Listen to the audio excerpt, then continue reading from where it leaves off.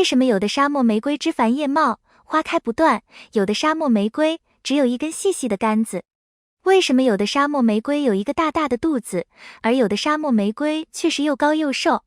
问题出在哪里呢？大家好，这里是花花世界的频道。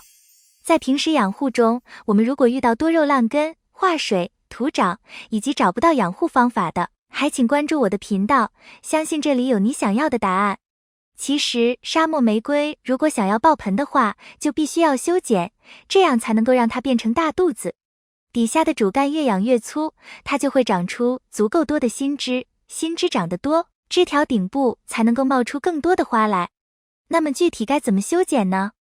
要注意哪些事项？今天花花就给大家讲讲，希望能帮到你们。1. 修剪要点。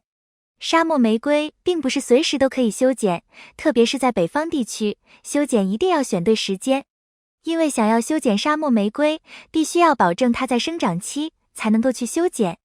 如果不是的话，修剪以后伤口愈合速度慢，就会感染，甚至会出现干枯回抽的情况。所以修剪时，保证最低温度在20度左右，温度在20度以上才是它修剪的最佳时间。这个温度它能够快速的生长，修剪完成以后，伤口快速愈合，接着从底部能够多长侧枝。如果掌握好技巧，它的侧芽会长得非常的多。那么修剪技巧是什么呢？具体方法有3种。1. 修剪主枝。沙漠玫瑰本身枝条如果不修剪，会一直长高，长得很高，而不去分生侧枝，这样开花只在这根枝条的顶部去开花就比较少。因此想要达到开花多的目的，必须要让它多长侧枝。我们在看到枝条长到3-5厘米的时候，及时的修剪，留下3到5厘米的主干，这样它上边会有多个芽点，修剪完成以后就会快速的长新枝。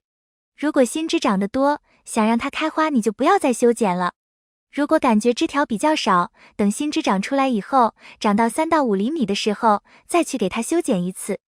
这样它会在多个枝条上萌发多个侧枝，直到达到我们想要枝条的数量，然后再让它顶部去长花苞开花，这样后每次开花都能够开爆盆，这些枝条只要生长，就能够持续不断的开花。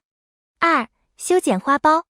通过第1种方法，在它侧枝长出来后，就可以通过修剪花苞的方法，让它持续开花。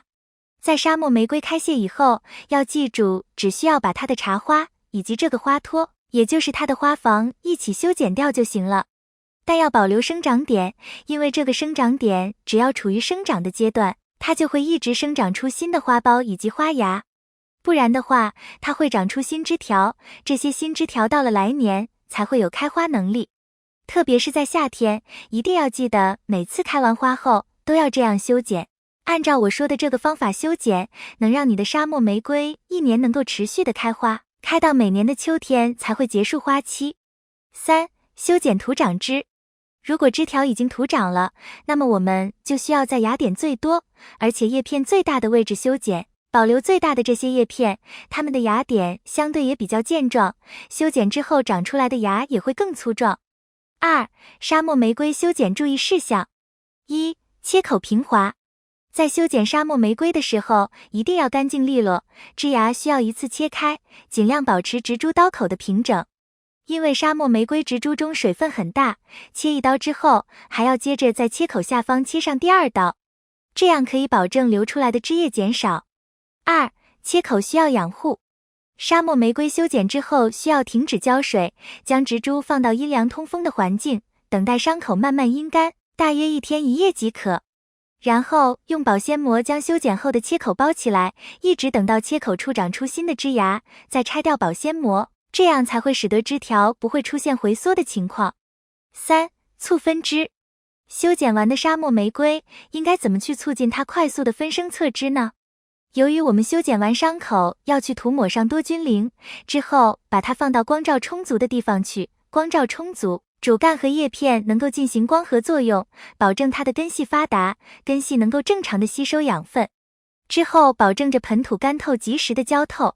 其次要保证肥料充足，选择氮元素含量高，其他元素也不缺失的，让它得到充足的氮元素，它的侧芽就会快速的长出来。建议大家1个月施肥1到2次即可。4. 促开花。